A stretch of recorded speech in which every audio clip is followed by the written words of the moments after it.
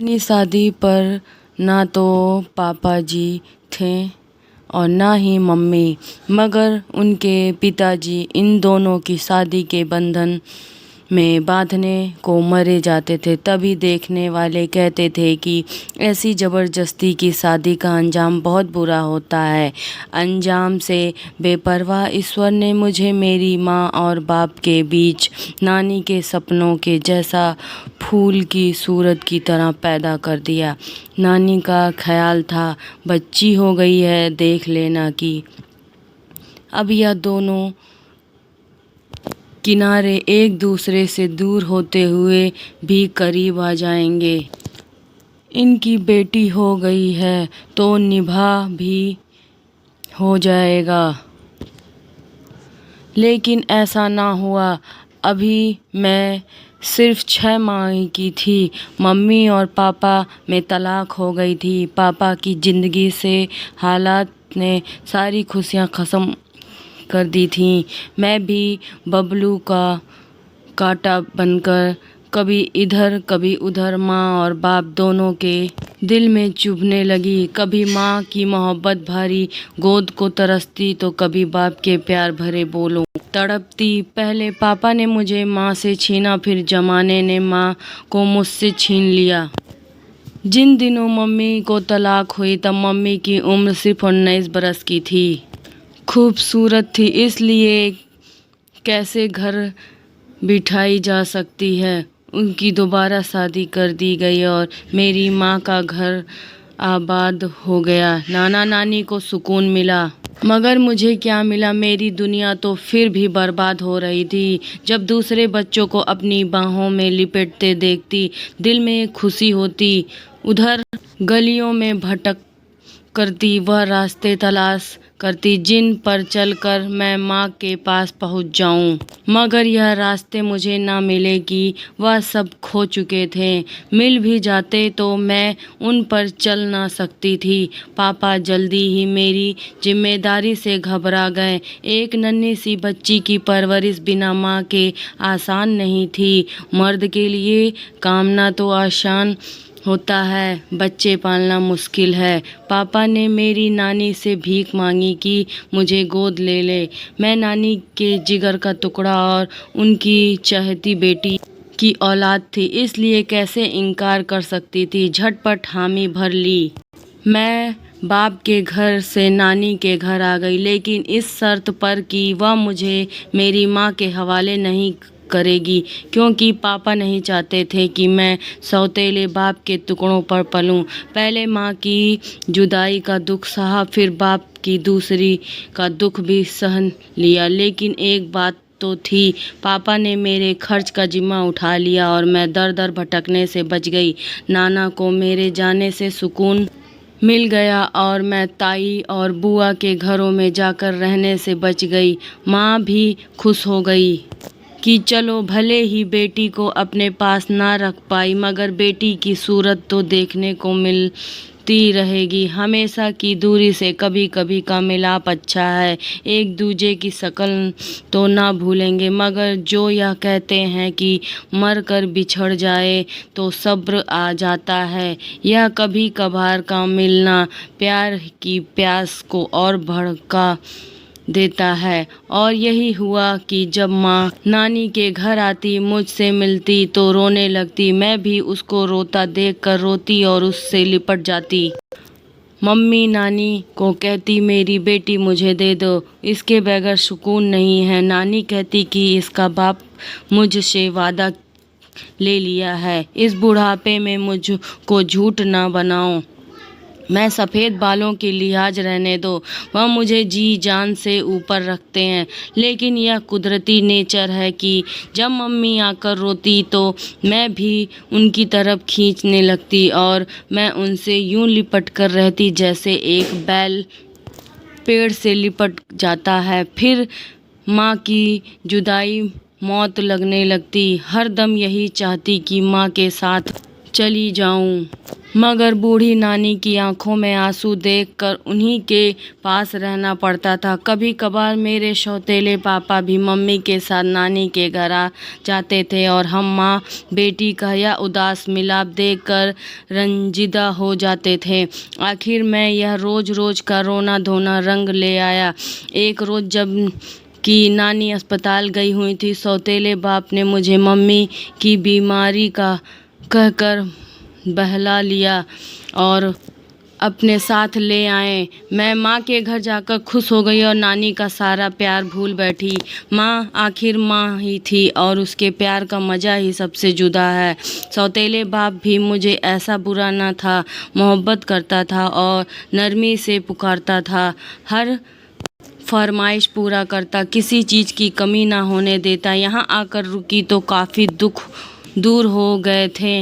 वह खड़ा भी भर गया जो माँ बाप की जुदाई से दिल में पैदा हो गया था।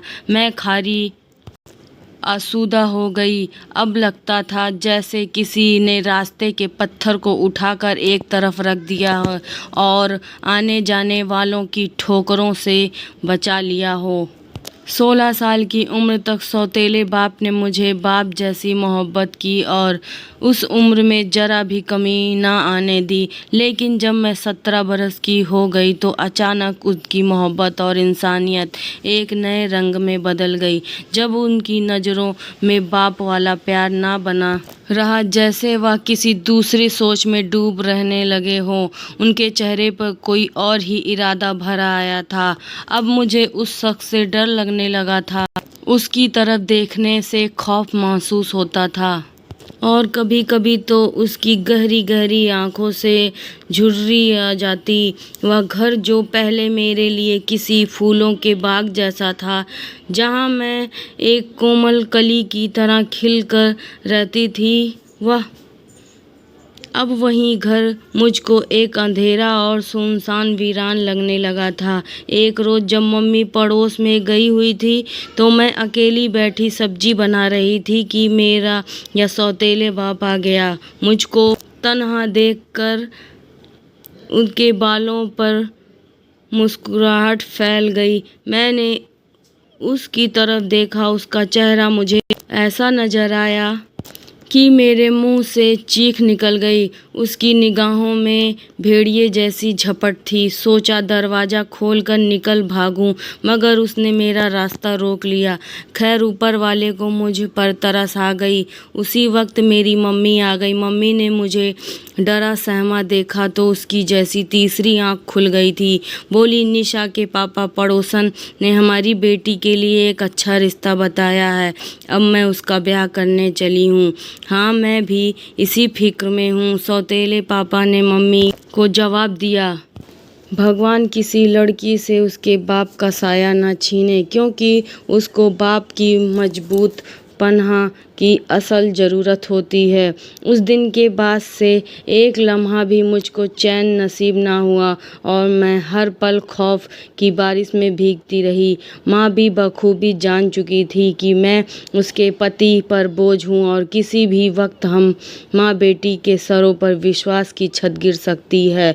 अब वह उठते बैठते कहती, निशा के पापा उसका ब्याह कर दो। अब जवान बेटी का घर बैठाए रखना ठीक नहीं है।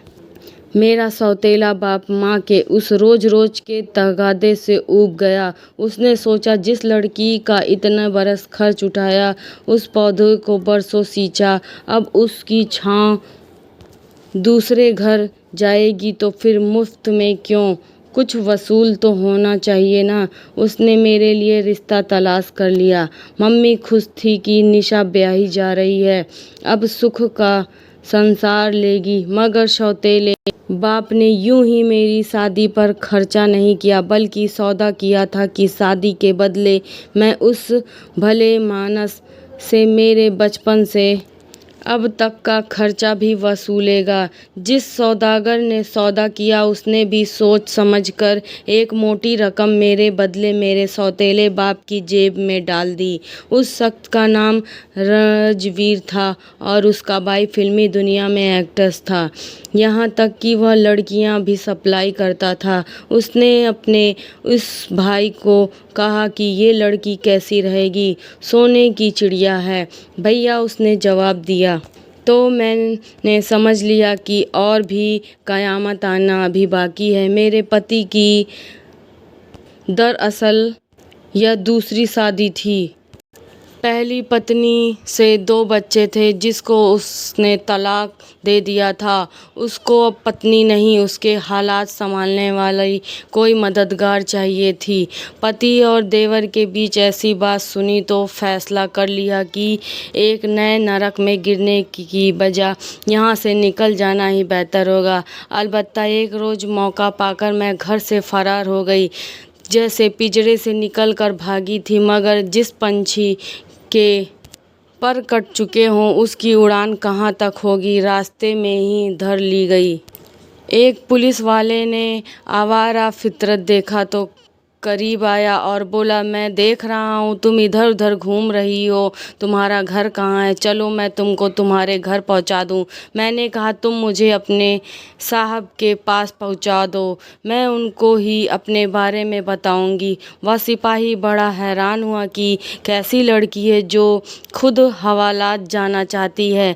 पहले तो उसने मुझे समझाया, अपने घर चलने की भी पेशकश की, मगर मैं ना मानी तो थाने ले आया। कुर्सी पर जो शख्स नज़र आया वह उचित किरदार का नहीं लग रहा था। मैं एक तरफ बैठ गई। उसने मेरे बारे में सवाल किया। हवलदार ने कहा, यह लड़की अपना पता नहीं बताती, काफ़ी देर से इधर उधर घूम रही थी, मैं यहाँ ले आया। मैंने इंस्पेक्टर से कहा कि आप मुझे विश्वसनीय लगते हैं, मैं आपको अपनी मुश्किल बता देती हूँ।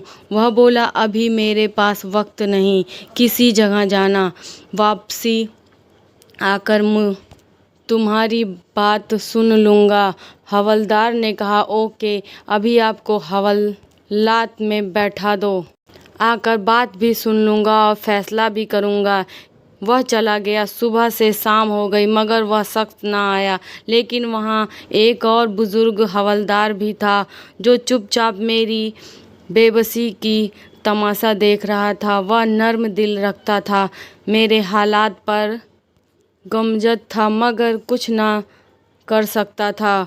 उसने मौका पाकर मुझे कहा, यह मेरे दोस्त का मोबाइल फ़ोन है, उसमें एसपी साहब का नंबर है।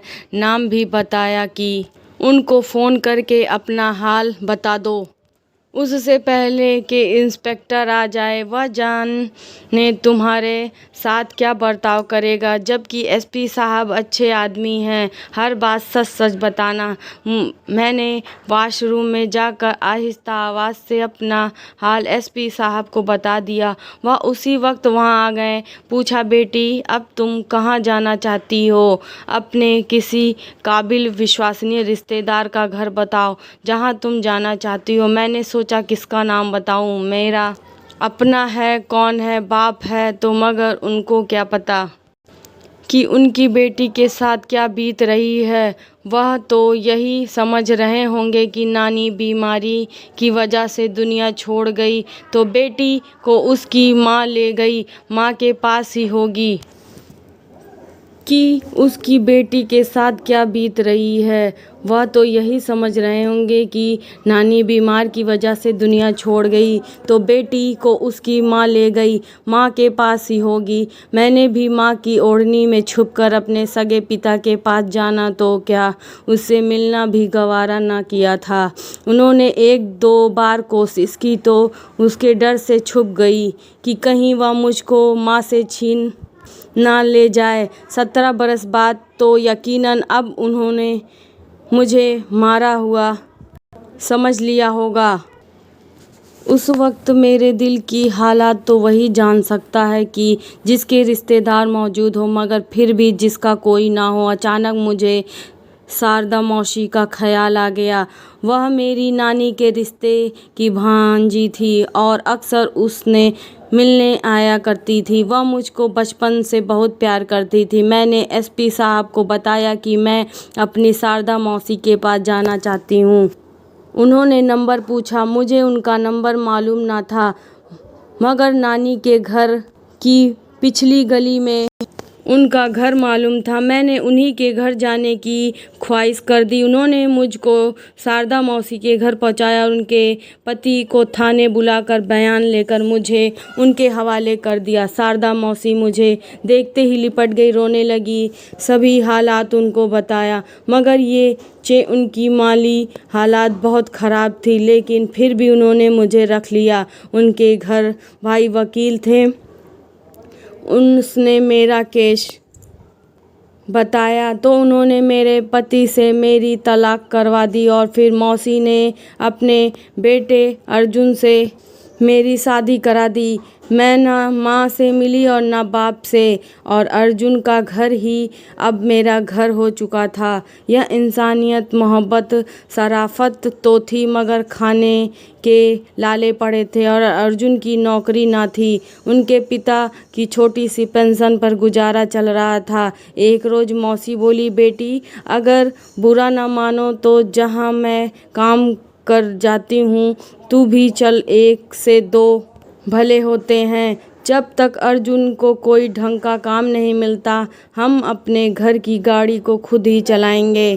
क्योंकि मौसी अगर आप काम कर सकती हो तो मैं क्यों नहीं कर सकती। इस तरह मैं शारदा मौसी के साथ गवर्नमेंट फैक्ट्री जाने लगी और जल्द ही वहाँ काम सीख लिया। मैं बच्चों के कपड़ों की मशीन पर सिलाई करती थी। इस तरह हमारी आमदनी में बढ़ोतरी हो गई। मौसी काफ़ी अरसे से उस फैक्ट्री में सिलाई कर रही थी। उसको सब फैक्ट्री वाले जानते थे, मगर बेटे की नौकरी के लिए मालिक को कहने से घबराती थी। अर्जुन ने एजुकेशन किया हुआ था, मगर उनके हिसाब से फैक्ट्री में काम नहीं था। एक रोज़ मैंने मालिक से अर्जुन की नौकरी की बात की तो उन्होंने उनको ऑफिस में नौकरी दे दी और तनख्वाह भी ठीक थी। और अर्जुन ने नौकरी मिलते ही मुझे फैक्ट्री आने से मना कर दिया, क्योंकि मैं खुद से ही हो गई थी और 2 औरतों की आमदनी में बढ़कर अर्जुन को तनख्वाह मिल जाती थी। ऊपर वाले ने लाज रखी और उनकी तनख्वाह में बेटी की पैदाइश वाले दिन